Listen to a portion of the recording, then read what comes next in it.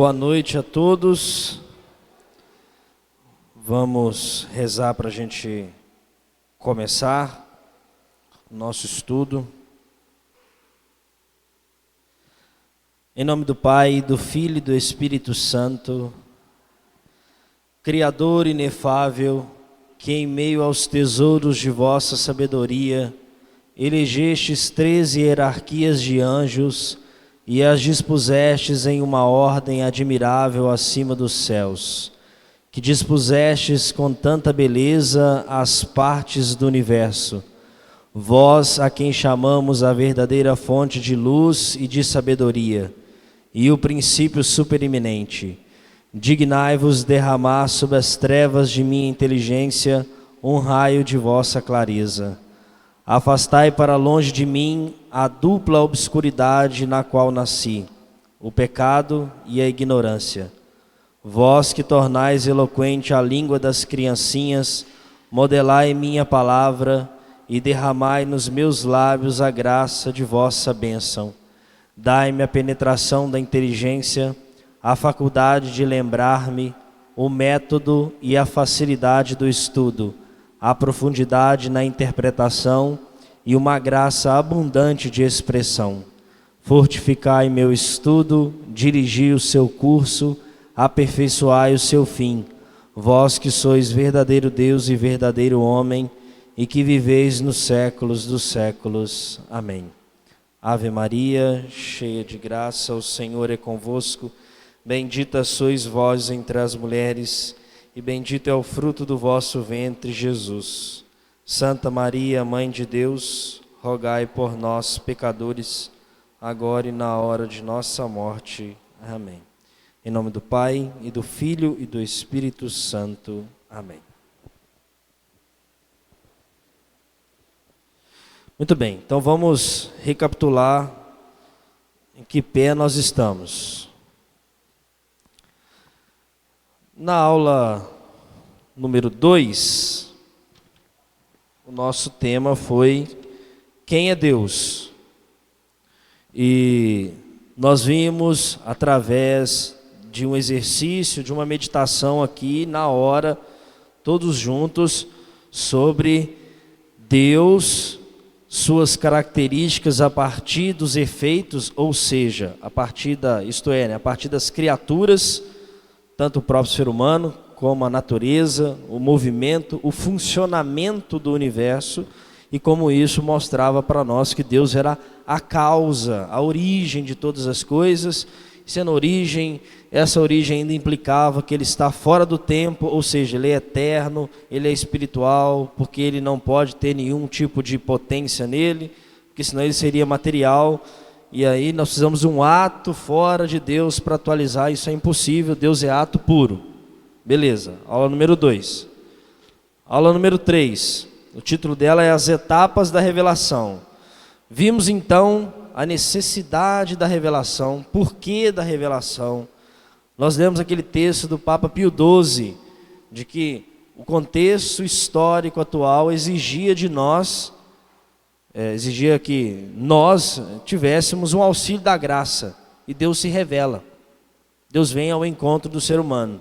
Deus vem ao encontro do ser humano por uma revelação que é tanto por acomodação, isto é, nós, a fragilidade humana, a dificuldade para entender os mistérios, Deus vem e fala de uma maneira em que o ser humano possa entender. Quando Deus vai falar, por exemplo, que nós não podemos ter nenhum ídolo, Ele fala que Ele é um Deus ciumento, é um jeito que a gente entende. Lógico, pedagogicamente, Deus vai mostrando isso ao longo do caminho e a coisa vai ficando mais clara. E depois, Deus também se revela por elevação. Deus pega a nossa condição e coloca num ponto mais alto para aumentar a nossa capacidade de entender o que Ele está falando. E aí nós vamos vendo que pedagogicamente, devagar, com muita calma, Deus vai mostrando as coisas, e essas coisas não são nada mais do que Ele mesmo. Deus se revela. Deus não revela um livro secreto que existia e Ele vem cá mostrar para nós. Nada disso. Deus se revela. Revela a si mesmo. Muito bem, vimos também nessa aula alguns tópicos importantes da história da salvação. A gente chama na teologia de economia da salvação. Então nós vimos isso daí também. Aula número 4, nós falamos da transmissão da revelação. Então nós começamos a falar que a revelação, ela não está somente na Escritura.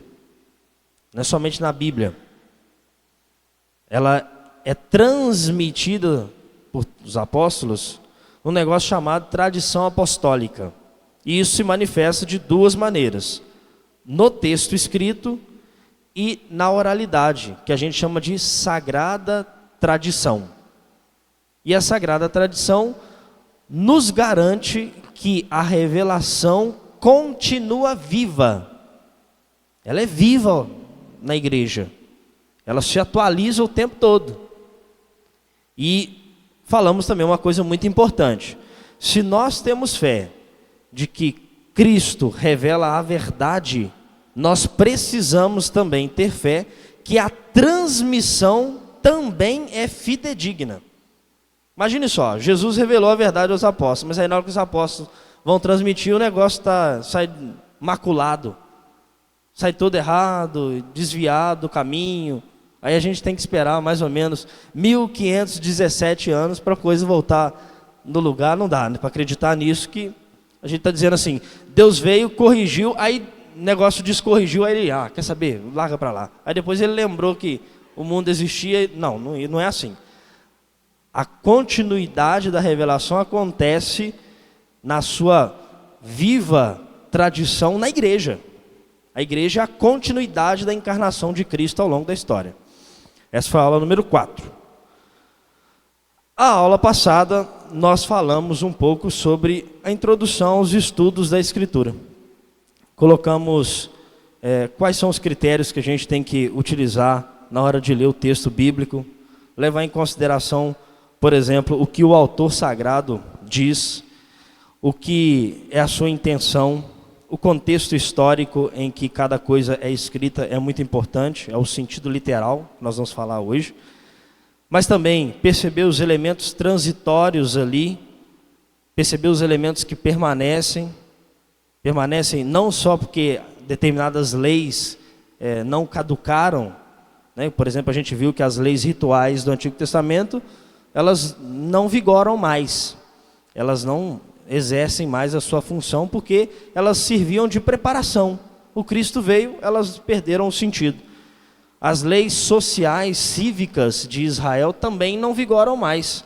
Elas eram necessárias no contexto em que Israel era um Estado, era uma nação, então precisava de leis. A gente não está mais vivendo nesse regime, então elas não vigoram mais. A gente precisa ler isso, porque senão a gente corre o risco de, por exemplo, ler lá o texto que manda não poder, né? Diz que não pode comer carne de animais com a pata fundida lá, e a gente olha e fala, não pode mais. Espera aí, que lei é essa? Essa é uma lei dietética, ela já não vigora mais para a gente. Então a gente tem que ter essa consciência aí, os elementos que a igreja nos fornece. Aí eu terminei dizendo para vocês os 3 critérios, e vou relembrar aqui para vocês. Prestar grande atenção ao conteúdo e à unidade de toda a Escritura. A Escritura não pode desdizer a si mesma. Eu não posso interpretar X num lugar e o contrário de X no outro, e achar que está tudo certo.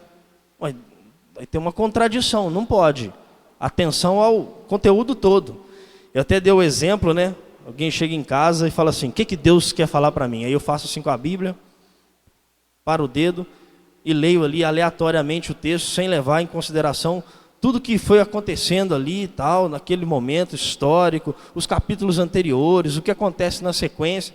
Eu não levo nada disso em consideração, isso é um problema. Segundo, ler a Escritura na tradição viva de toda a igreja. A gente não está refundando uma leitura da Escritura. Nós somos pessoas que caminhamos em ombros de gigantes. Pessoas que são maiores que a gente, mais santas que a gente, mais sábias que a gente. E nós temos que nos apoiar nessas pessoas. Nos doutores da igreja, na tradição da igreja, naquilo que a igreja nos ensina. E tudo aquilo que a gente aprende aqui no curso e vai aprender, servirá para a nossa leitura bíblica. Por isso que o curso é bíblico-teológico.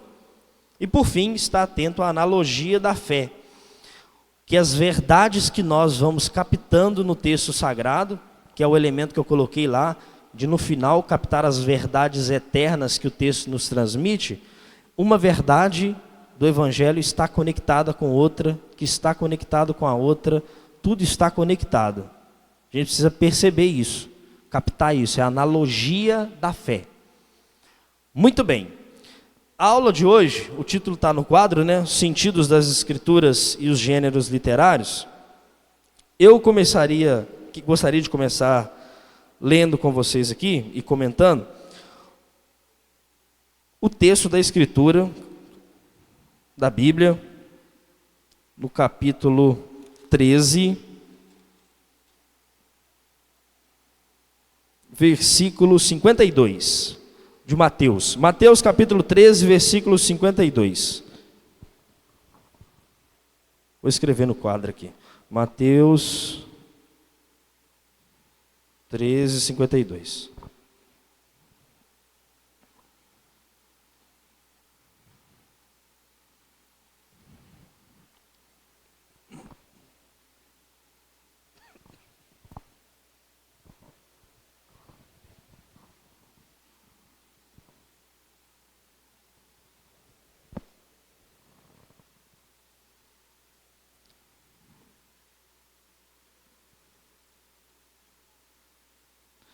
Vamos lá então. Mateus 13, 52. No caso é só o 52 mesmo, seguintes não.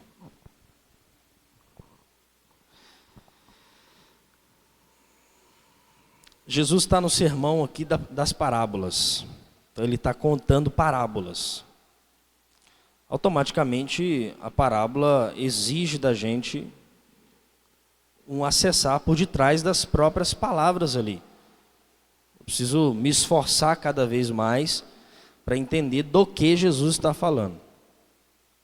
E tanto é que os apóstolos, versículos mais para trás, eles chegam perto de Jesus e dizem assim para Jesus: ensina-nos a parábola do joio e do trigo. Aí Jesus tem que dar o significado de cada coisa na parábola. E aí Jesus encerra fazendo a última parábola. Ele diz assim: então ele acrescentou, ele Jesus, né? Assim, pois, todo escriba que se torna discípulo do reino dos céus é como um pai de família, que tira do seu tesouro coisas novas e velhas. Por que nós estamos lendo esse texto aqui? Porque se todo o texto da Sagrada Escritura ele fosse aquele texto do jeito que está ali, engessado, que não dá para ser interpretado, que ele não tem um sentido maior, que ele não tem sentidos outros, Jesus não teria usado essa parábola fazendo analogia com o reino. Assim como o reino de Deus é como um escriba que, ao se converter, se torna um homem muito sábio, que chega em casa e é capaz de tirar coisas novas e velhas de dentro de um baú, aquele que se torna sábio nas coisas de Deus é capaz de, ao ler o texto da Escritura, ao ter acesso ao Evangelho, tirar dali coisas novas e velhas. Ser capaz de extrair do Evangelho a eterna novidade que Evangelho significa, né? Evangelho significa boa nova. Então é uma eterna novidade para nós. E aí, isso mostra para nós que a Escritura nos parece que tem mais de um sentido. E eu queria ler aqui o artigo número 10 da primeira questão da Suma Teológica e comentando com vocês sobre isso. Santo Tomás de Aquino diz assim: o autor da Sagrada Escritura é Deus. Isso aqui a gente já viu. O autor da Sagrada Escritura é Deus. Nós vimos o quê? A Escritura tem duas autorias. A autoria instrumental, que é o agiógrafo, aquele ser humano que vai lá, pegou a pena e foi escrevendo. E tem a autoria essencial, que é Deus. Deus é o autor de toda a Escritura. Ele é o autor essencial. Eu dei o exemplo na última aula do sujeito que toca vários violões lá, né? O violão muda, o instrumento muda, mas o músico é o mesmo. O autor da Sagrada Escritura é Deus, em cujo poder está dar significação, não só às palavras, o que também o homem pode fazer, mas ainda às próprias coisas. Vejam só, nós podemos, pela participação até no verbo que a gente tem, dar significado às palavras. Nós podemos fazer isso, mas nós não podemos dar significado às coisas. Deus pode. Isso mostra aqui para nós, Santo Tomás de Aquino, que quando nós lemos o texto bíblico, nós podemos acessar o significado das palavras, que tem mesmo um próprio significado, mas também das coisas que Deus coloca no texto. Um evento que acontece, ele também tem uma significação. Ele também, digamos assim, transmite um verbo ali, uma palavra ali. Lembra do exemplo que eu dei na aula passada sobre Moisés abrir no Mar Vermelho?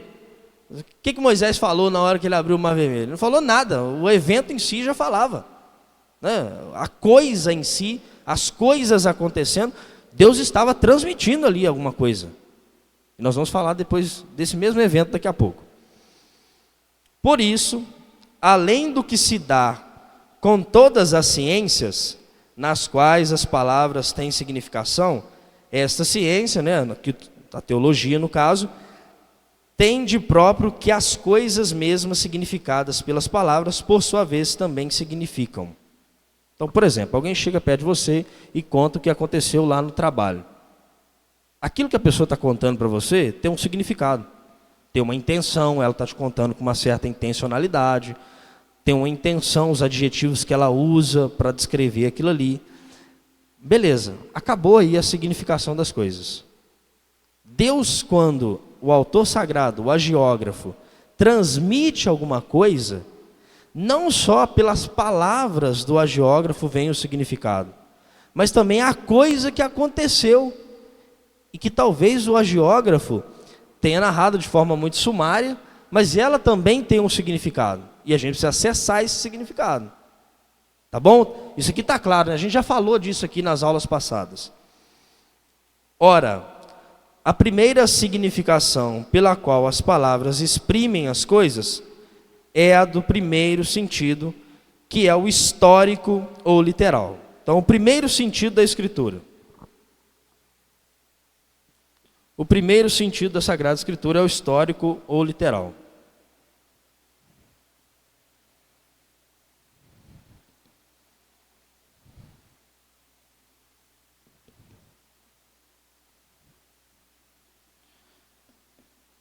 Mais à frente, eu vou ter que dar um salto aqui, para poder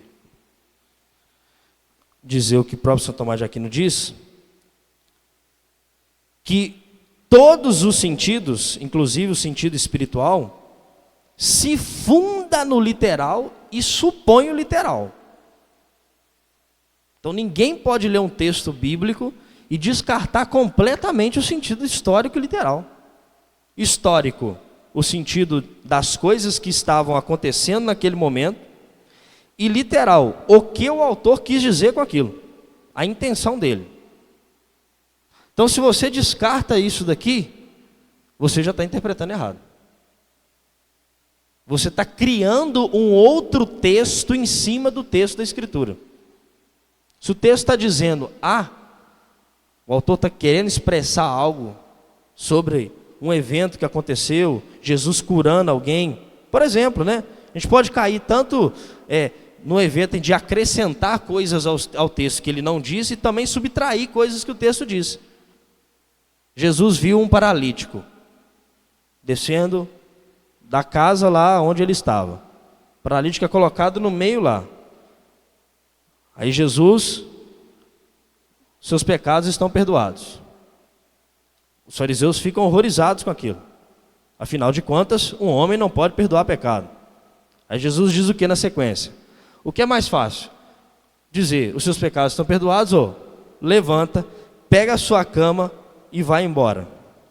E o homem pegou, levantou, pegou a sua cama e foi embora. Aí a gente pega e vai tentar, a nossa armadilha do mundo moderno para nós, né? A gente vai tentar traduzir o texto para ele ficar palatável para as pessoas na modernidade. Aí a gente diz assim, não é que Jesus curou a pessoa. É um símbolo. O que está te paralisando que você não está andando? Não é que o cara estava literalmente acamado. Não, peraí. O que o texto está dizendo? Que ele estava acamado. Teve que descer, gente. 4 pessoas. Ah, tá. Então é uma mentirinha. Então não aconteceu isso aí. O autor, então, um dia ele acordou e falou assim, vou inventar uma história. O cara desceu. Pô, Hollywood, né? Não, hein? Aconteceu, hein? Agora, isso também não nos dá o direito de que toda passagem bíblica nós interpretemos ipsis literis, ou seja, do jeito que está escrito ali. Não. Por quê? Que aí entra o tópico segundo da nossa aula. Existem gêneros literários. Tá bom? Quando um gênero literário é uma narrativa histórica, gente, é uma narrativa histórica. Paciência se você não... eu não acredito nessa narrativa histórica. Meu amigo, aí você tem que rezar e pedir mais fiel. Aí o problema não está no texto. A gente acredita em tanta baboseira por aí, às vezes pior do que essa, né? É muito difícil, né, acreditar. Ué, fé, ué. Então é o seguinte, ó, sentido histórico, sentido literal. Eu preciso então entender que determinadas coisas devem ser interpretadas literalmente e determinadas coisas não, por causa do gênero literário. Mas não é porque o gênero literário talvez seja uma literatura sapiencial, por exemplo, que também não tenha um sentido literal.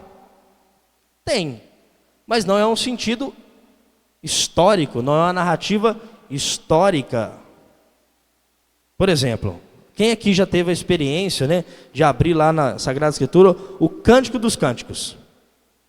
Cântico dos Cânticos, né? É um texto muito simbólico. O meu amado saiu aí correndo. Gente, como uma gazela, a gente vai imaginar Deus assim. É o sentido, o gênero literário não é uma narrativa simbólica, não é uma narrativa literal, é uma narrativa simbólica. É um texto simbólico. Aí eu captei, né, o gênero literário. Eu captei a intenção daquele texto. Eu captei a intenção. Eu leio o livro dos Salmos, por exemplo, né, que é um livro de cânticos também sapienciais. Eu olho para aquilo, tem narrativa ali, que, por exemplo, o Salmo 50, que eu citei na aula passada, ele é uma expressão de uma situação histórica, de um arrependimento real, que aconteceu. É histórico, é literal. Davi está falando aquilo ali, depois que o profeta Natan jogou na cara dele o pecado dele, ele achando que era...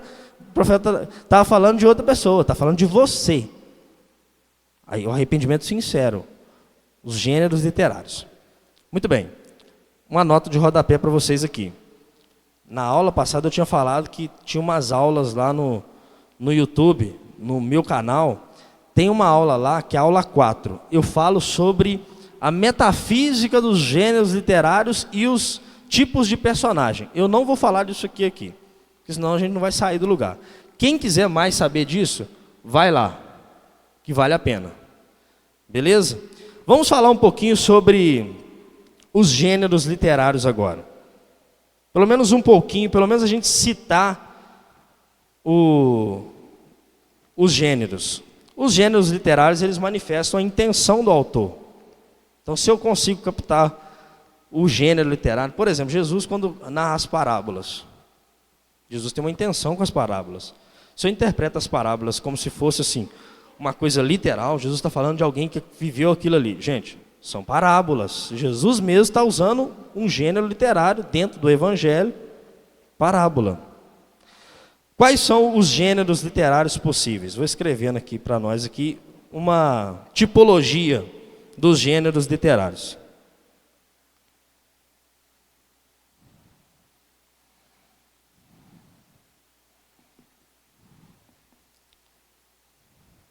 Primeiro, o narrativo.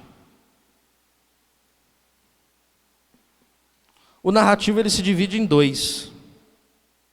A narrativa histórica, digamos assim, e uma narrativa didática. O que pode se classificar como um narrativo didático e um narrativo histórico? Narrativo didático, por exemplo, uma saga,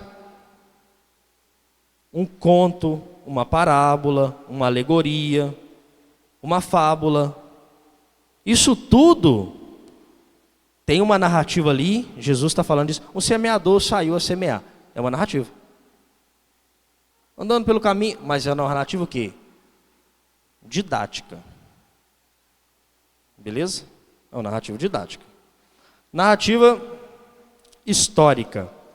Pode ter uma historiografia, estou contando uma história mesmo de alguém que aconteceu com o povo de Israel, por exemplo, quando estava lá chegando na Terra Prometida, lá no livro dos Juízes, por exemplo. Depois vem os profetas e narram mais coisas ainda, embora tenha ali o gênero profético também, tá bom? Mas tem a narrativa ali. Tem uma epopeia, uma história gigantesca, maravilhosa, que a gente pode pegar o mesmo livro e ter vários elementos de vários gêneros, ok? Por exemplo, a história do profeta Elias pode ser classificada para nós como uma narrativa histórica que tem esse caráter mais de epopeia, por exemplo. Ele é chamado, aí ele foge, aí Deus vai lá, ajuda ele vai de novo. Enfim, é uma narrativa histórica que realmente aconteceu aquilo. Alguém fala, não, o profeta Elias simboliza. Meu amigo, o profeta Elias pode até simbolizar alguma coisa, mas o profeta Elias tem que ter existido, que é uma narrativa histórica. Ok? Muito bem. Outro gênero importante para nós aqui é o legislativo. Como o próprio nome diz, tem a ver com leis. Um livro que só fala de lei é o livro do Levítico. O livro do Levítico, o tempo todo está narrando as leis ali. E não só as leis no sentido que você deve ou não fazer, mas se acontecer alguma coisa, como que você repara aquilo, como que você se purifica daquilo. Olha, se você cometeu tal pecado, vai ao sacerdote, oferece esse sacrifício assim, assim, assado. No tempo da festa das tendas, oferece esse sacrifício. Faça isso e mais aquilo. Lei. Mas somente o livro do Levítico tem lei? Não. A Bíblia inteira tem lei. Mas esse é um livro que é específico para nós. E aí eu volto de novo naquilo que eu falei. Há leis lá que já não se aplicam mais, porque eram leis transitórias.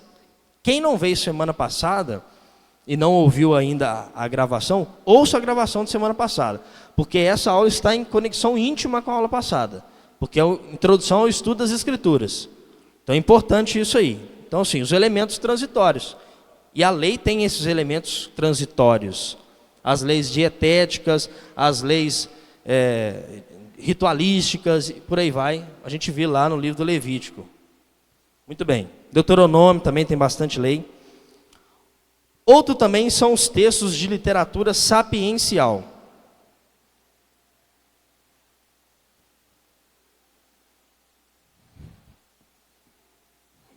Aqui nós temos vários. O livro da sabedoria, Eclesiástico, Eclesiastes, Cântico dos Cânticos, Salmos, o livro de Jó e por aí vai, beleza? Eles querem transmitir com aquilo ali, o livro dos Provérbios, uma sabedoria, ensinamento. E se a gente pudesse fazer um paralelo com aquilo que nós falamos na aula passada, ali quer transmitir elementos permanentes e que apontam para nós sobre verdades eternas, beleza? Então a sabedoria. Aqui eu quero fazer uma pergunta e respondê-la. Alguém pode falar assim: muito bem, o livro de Jó então é um livro sapiencial. Quer dizer então que Jó não existiu, já que não é uma narrativa histórica? Pois bem, a igreja celebra a memória de São Jó. Então, se a igreja confirma que existe um santo do Antigo Testamento chamado Jó, fica difícil a gente falar assim, não, é só uma narrativa sapiencial. Não, embora seja uma narrativa sapiencial, também é uma história de uma pessoa. Ok? Sapiencial. Outra coisa também são os gêneros de profetas, né? A literatura profética. Aqui tem os textos dos profetas, aqui sabedoria. Os profetas. Estou dando destaque aqui dos profetas, mas assim, literatura profética também existe no Evangelho, pedaços proféticos. Existe fora dos livros dos profetas também. É um tipo de gênero literário. Ok? E eu falei numa aula, agora eu não lembro qual, sobre a gente estudar a história de Israel e perceber que houve um momento em que Israel se dividiu em 2 reinos. E a gente entende a profecia, porque é o sentido histórico, literal, a gente entende as profecias voltando na história para entender o cenário que está acontecendo. Por exemplo, como é que a gente interpretaria essa profecia aí do profeta Natã com Davi se a gente não soubesse da história de Davi? A história real que aconteceu lá. Dele ter traído a confiança do seu amigo, de ter colocado o seu amigo na frente do campo de batalha para ele morrer, mesmo o amigo tendo sido fiel a ele e ao reino. Se a gente não souber disso, a gente não entende o que está acontecendo. A gente pode até interpretar coisas meio malucas a partir do texto. Então, isso não quer dizer também, volta ao outro lado, isso não quer dizer também que as profecias não têm nada a dizer a gente hoje, tá? Mas também não dá para a gente voltar nas profecias e olhar e falar assim, viu? Isso aqui estava escrito lá que ia acontecer agora, em 2024. Peraí. Não é assim não. Não estava escrito lá que vai acontecer em 2024, não. Você pode até falar assim, olha, um paralelo que a gente pode fazer no sentido espiritual, que a gente vai ver daqui a pouquinho, é que lá, como aconteceu naquele reino assim, assado, semelhantemente acontece isso. E aí a gente olha a profecia do profeta Isaías e vê como ela ilumina para a gente um evento hoje aqui e tal. Já percebendo que a gente levou em consideração o sentido histórico, o sentido literal, a intenção do autor, o gênero literário, aí a gente veio e fez o sentido espiritual da coisa. Ok? Outro gênero importante também são os cânticos.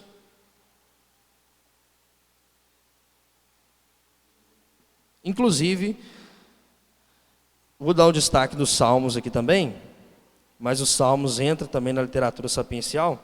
Inclusive, o primeiro texto de toda a escritura foi um cântico. Que foi o cântico que a irmã de Moisés, o primeiro texto que foi redigido, né? A irmã de Moisés canta depois que o povo atravessa o Mar Vermelho. Inclusive na missa do Sábado Santo, a leitura do livro do Êxodo, da saída, da passagem do Mar Vermelho, ela termina, sem falar inclusive palavra do Senhor, já entrando nesse cântico.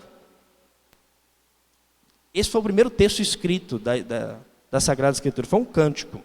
Então tem os cânticos também, que expressam louvor, a gratidão. Isso tudo a gente tem que levar em consideração na hora de ler o texto da Escritura. Tá bom? Tem também o gênero apocalíptico.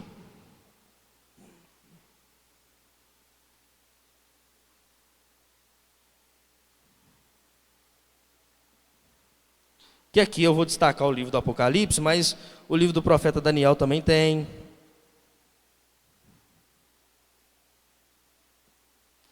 Que também a gente precisa entender o contexto histórico.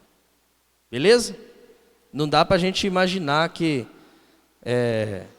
o autor sagrado foi para a suprema beatitude do conhecimento universalíssimo, abstrato, fora do mundo real, entregou um texto assim para a gente. Porque senão esse texto não diz nada sobre esse mundo aqui. Tá bom? A sabedoria consiste em abrir o texto sagrado e tirar dali coisas velhas e novas. Saber ler o texto, tá bom? Saber ler o texto. Tem uma coisa bizarra nos textos, e eu destaco uma aqui, bizarra no texto não, bizarra em ler os textos, que as pessoas, um pastor, por exemplo, um tempo atrás, montou uma igreja por conta própria e risco, estava lendo o texto lá assim, para as suas irmãs de igreja, vai lá e adultera. Aí ele simplesmente leu esse texto na igreja, coitada das mulheres da igreja dele, né? Olharam e falaram, não é possível, Deus está mandando cometer adultério. E essa era a interpretação. E aí na hora que vai a repórter lá, né, fazer a entrevista, para entender o que está acontecendo na igreja, aí ele vai ler o texto e ela, não. Está falando, e a adúltera. Esse é um exemplo muito bizarro de má leitura do texto, mas que serve de sinal para nós, tá? Porque a gente pode fazer leituras assim, mirabolantes para dizer aquilo que a gente quer dizer, não o texto. Tá bom? Alguém tem alguma dúvida a respeito disso daqui?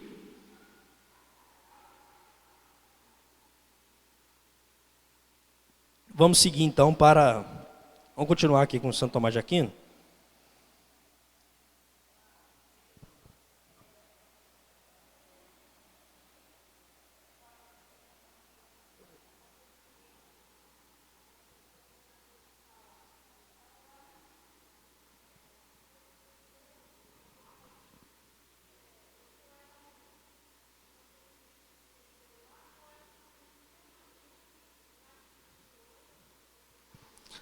Talvez não seja um acontecimento que aconteceu lá, mas tem alguma coisa a ver com aquele contexto também. O autor está vendo aquele contexto. Por exemplo, não vai dar tempo de falar disso aqui com muito detalhe, mas existem linhas de interpretações bíblicas. Tem um documento, eu trouxe na semana passada, esqueci de trazer hoje. A interpretação da Bíblia na igreja, mais ou menos assim o título. Ele traz lá, por exemplo, as análises que a gente pode fazer dos textos. Tem a análise histórica, a análise retórica e por aí vai. Aí a gente olha para o texto e percebe assim, o que o autor quer dizer com isso daqui? A história nos ajuda a reconstruir isso tudo. Então assim, por exemplo, existem linhas que interpretam que quando o autor do Apocalipse está dizendo sobre a besta, tem gente que interpreta dentro desse exercício aqui, que ele está falando do Império Romano, perseguindo os cristãos, matando. Mas quer dizer que é somente o Império Romano? Então acabou, não existe mais nenhuma perseguição aos cristãos, porque o Império Romano, afinal de contas, já acabou tem bastante tempo. Não é isso.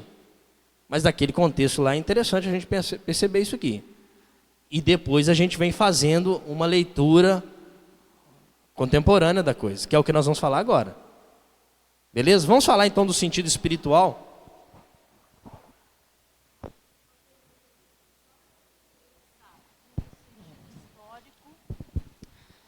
Qual a diferença entre o sentido histórico e o literal? O histórico posso falar que é o real, e o literal é simbólico? É o simbólico? Não. Histórico ou literal, aqui nesse caso, são sinônimos. Mas para a gente fazer uma distinção, o histórico é a realidade acontecendo. O literal é o autor expressando aquilo que ele está vendo. Ok? Por exemplo, né? Se alguém vai tentar o evento acontecendo, joga essa folha no chão. Historicamente, a folha caiu no chão. Aí alguém vai tentar narrar, né? Pela lei da gravidade, não sei o que e tal. Beleza. Aí está narrando aqui, literalmente ali. Conhecimento que a gente tem hoje, né? Daqui, sei lá quantos anos, isso aí talvez nem seja mais chamado assim. Mude o nome, sei lá. Mas o histórico é o evento que aconteceu. Isso é até bom para nós, para fazer essa distinção. A gente fala assim, isso aqui é a coisa que aconteceu, o fato. Isso aqui é o autor expressando o fato. Para a gente poder dizer assim, Deus está falando aqui no autor, na sua expressão, mas ele está falando aqui também, quando o fato acontece. Mas é a mesma coisa, são sinônimos, tá? Mesmo sentido. É o sentido da coisa que aconteceu realmente. É a letra, né? Literal, litera, em latim é letra. É a letra, é o sentido da letra lá. Tá bom? Vamos continuar aqui com Santo Tomás de Aquino, e a gente vai falar dos sentidos espirituais agora. Ele continua assim: e a significação pela qual as coisas expressas pelas palavras tem ainda outras significações, chama-se sentido espiritual. Ou seja, aquilo que é expresso pelas palavras, pela história, e que ainda tem outro sentido, chama-se sentido espiritual. Mas nós não podemos fazer leituras espirituais do texto sem levar em conta o sentido literal. Isso é a igreja, tá? A igreja reproduz esse texto no catecismo. Tá? Eu só estou lendo aqui na Suma, mas ela reproduz esse texto aqui. São Tomás continua: que se funda no literal e o supõe. Ou seja, o sentido espiritual supõe o sentido literal. Ele supõe aquilo. Assim como a graça supõe a natureza, o sentido espiritual supõe o literal. Mas esse sentido espiritual tem 3 subdivisões. Pois, como diz o apóstolo, a lei antiga é figura da nova, e esta, por sua vez, como diz Dionísio, o é da glória futura. Olha que coisa interessante, né? A lei antiga, precisamos olhar o gênero literário, né? A lei antiga, que é o Antigo Testamento, né? Olhar o texto do gênero literário, tudo direitinho, mas ela é figura, ela está apontando para a nova aliança, para essa aliança aqui. E por sua vez, essa nova aliança está apontando para o céu. Então, se a gente pode dizer assim, eu entendi o gênero literário, entendi o sentido histórico, mas a antiga aliança, ela tem símbolos da nova aliança.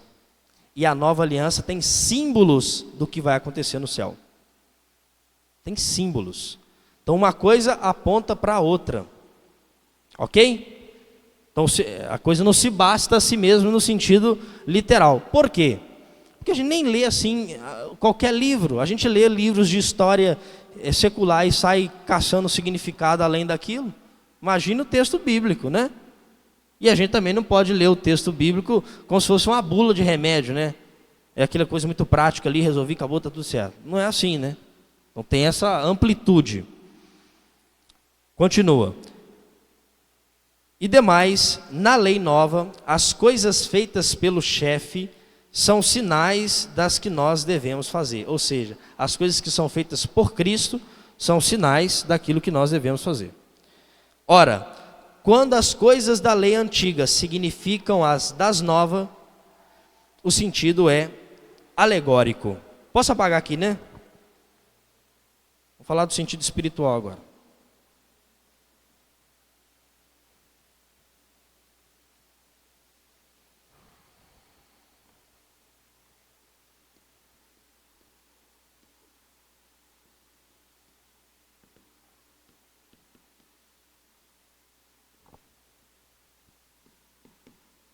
Quando uma coisa da lei antiga aponta para a nova, ou seja, algo do Antigo Testamento aponta para o Novo, ou algo do Novo Testamento que nos aponta para algo mais além daquilo, nós chamamos de sentido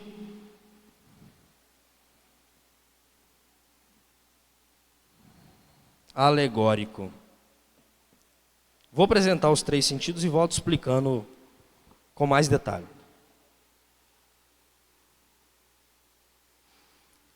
Quando as realizadas em Cristo, ou o que significam, são sinais das que devemos fazer,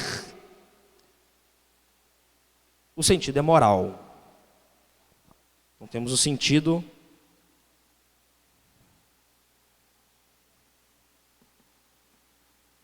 moral. E por fim, Quando significam as coisas da glória eterna, o sentido é anagógico.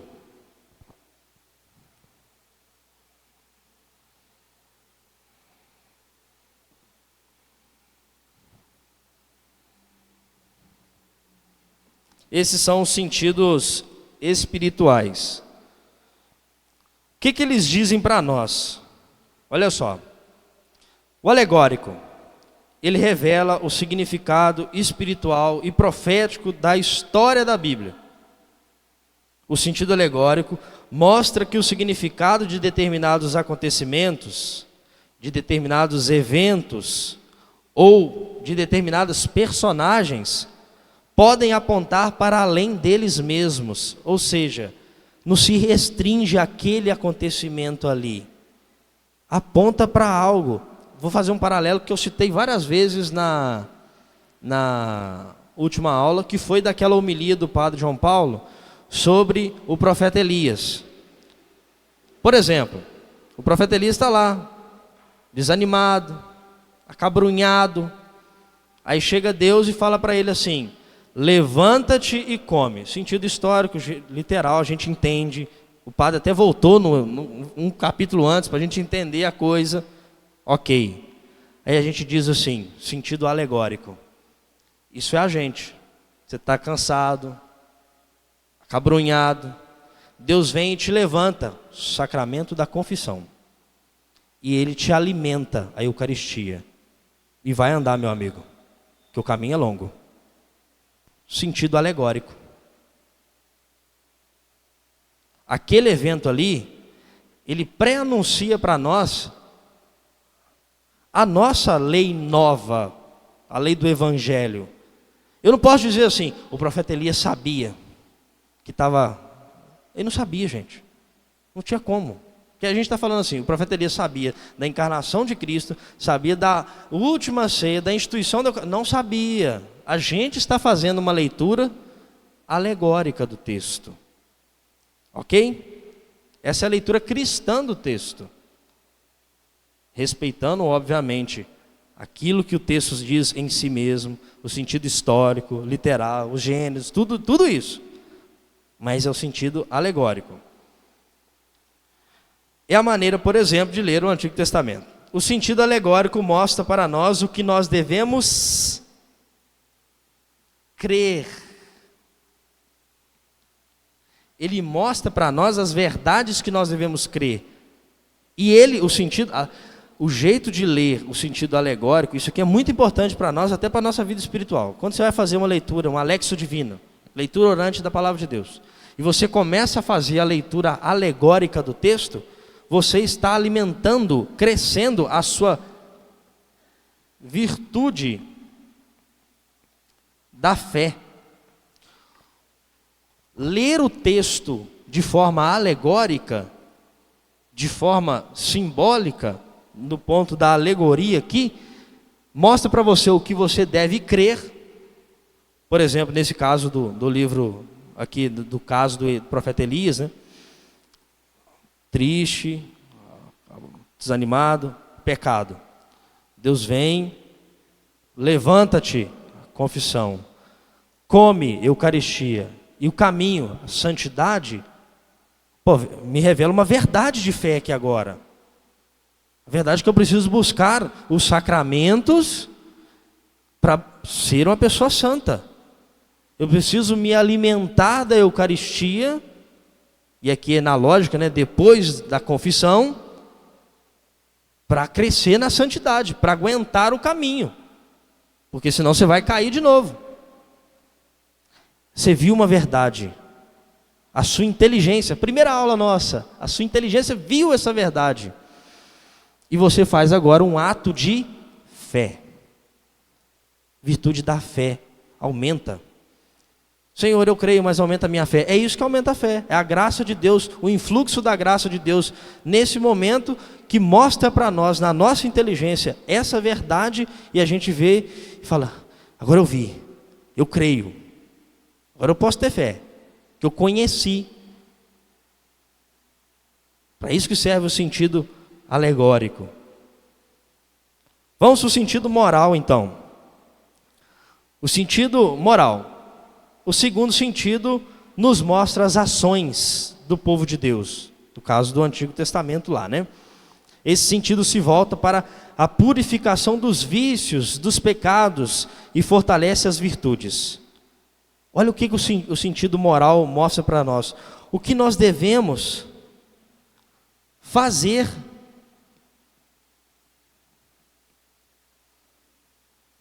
O que eu devo fazer? Eu leio o texto, por exemplo, né? Mesmo texto do profeta Elias aqui. As verdades que nós já vimos aqui. O sentido moral, ele mostra para nós assim: uai, se eu estou em pecado mortal, eu vou confessar. Eu vou buscar a confissão. Eu vou me converter, vou me arrepender, vou levantar. Mas assim, não é que eu vou imaginar na minha cabeça o que eu devo. Não, gente, a gente já viu aqui, ó, no alegórico. A gente acreditou, aumentou a fé. Agora a gente vai buscar fazer aquilo. Fazer mesmo, não é ficar só no papelzinho anotado, é ir lá e fazer mesmo. O texto nos impele ao mundo agora, ao próximo, para fazer. Porque o sentido moral aumenta em nós a virtude do amor, da caridade. Toda vez que a gente lê o texto, e por isso que o sentido moral ele é extraído depois do sentido alegórico. Porque eu preciso primeiro ter a fé, eu preciso primeiro crer, para depois fazer, para depois amar. Eu só posso amar aquilo que eu conheço. A nossa primeira aula foi sobre isso. A inteligência conhece, e se tratando das verdades reveladas, o conhecimento da inteligência é a fé, é o ato de fé. Depois do ato de fé eu posso amar. Aí eu posso amar Deus que está lá, né, insistindo para a gente levantar, mesmo a gente fugindo para o deserto. Nossa, pelo menos a gente fugindo para algum lugar maravilhoso, para o deserto. É isso que o pecado faz. Você foi para o deserto, achando que você está indo para uma praia bonita, você está indo para o deserto. A semelhança é só areia, gente. Deserto. Aí Deus vai lá e te puxa. Aí você pega e não, agora eu quero. Vou fazer. Te impele a fazer. Então, o compromisso que você se coloca para fazer para amar, buscar a caridade, amar. Amar a Deus, amar o próximo. Aumenta em nós a virtude do amor, o sentido moral. A partir do momento que você lê o texto bíblico, igual esse exemplo que eu estou dando do profeta Elias aqui, você sai daqui resoluto assim: amanhã mesmo eu vou ligar para a secretaria e vou marcar uma confissão. Isso já é um movimento da graça te colocando no caminho da caridade, do amor. Já é um movimento. A gente já não pode negar isso. E por fim, o sentido anagógico é aquilo que nós devemos esperar. E a gente pode voltar a esse mesmo texto que diz para nós assim: eu estou caído no deserto, pecado, Deus me levanta, eu me alimento e caminho. E no final do caminho, está Ele lá, me esperando. Às vezes, pela dificuldade de conseguir enxergar, Ele está fazendo igual Ele fazia com os discípulos de Emaús. Ele precisa ir abrindo a nossa inteligência para que a gente possa entender melhor e, consequentemente, amar mais e se unir a Ele no céu. Perfeitamente. E quando a gente lê o texto assim, com esse coração disposto, aumenta em nós? Aumenta em nós a virtude da esperança. De que? A esperança, galera, não é simplesmente eu cruzar os braços e falar assim: graças a Deus, posso ficar no deserto que Deus vai vir aqui me buscar.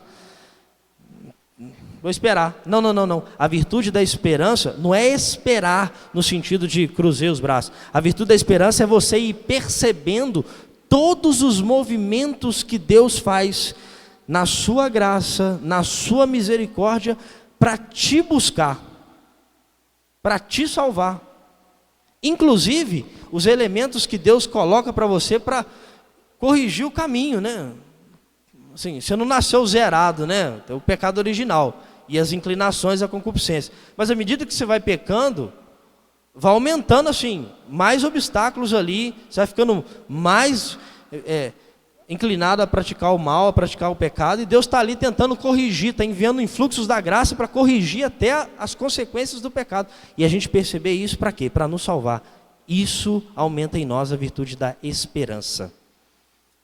Para que então serve a leitura espiritual da Sagrada Escritura? Para aumentar em nós a fé, a esperança e a caridade. Aquilo que eu devo crer, aquilo que eu devo fazer e aquilo que, crendo e fazendo, devo esperar. Não adianta nem acreditar e nem fazer e esperar, porque não vai vir nada não. Então assim, esse movimento são os sentidos da Sagrada Escritura. Alguém tem alguma dúvida? Alguma pergunta?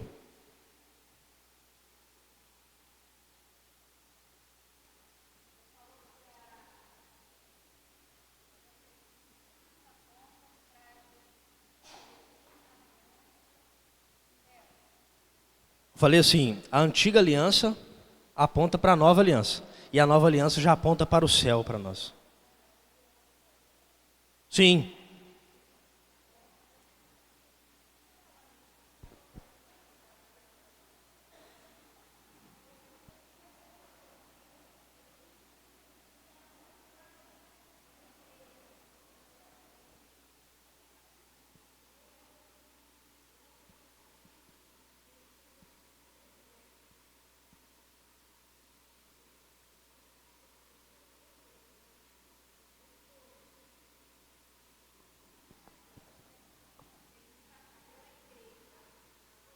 Sem dúvida.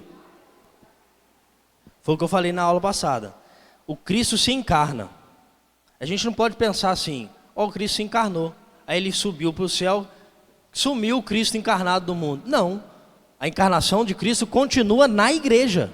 A igreja é a continuidade da encarnação de Cristo.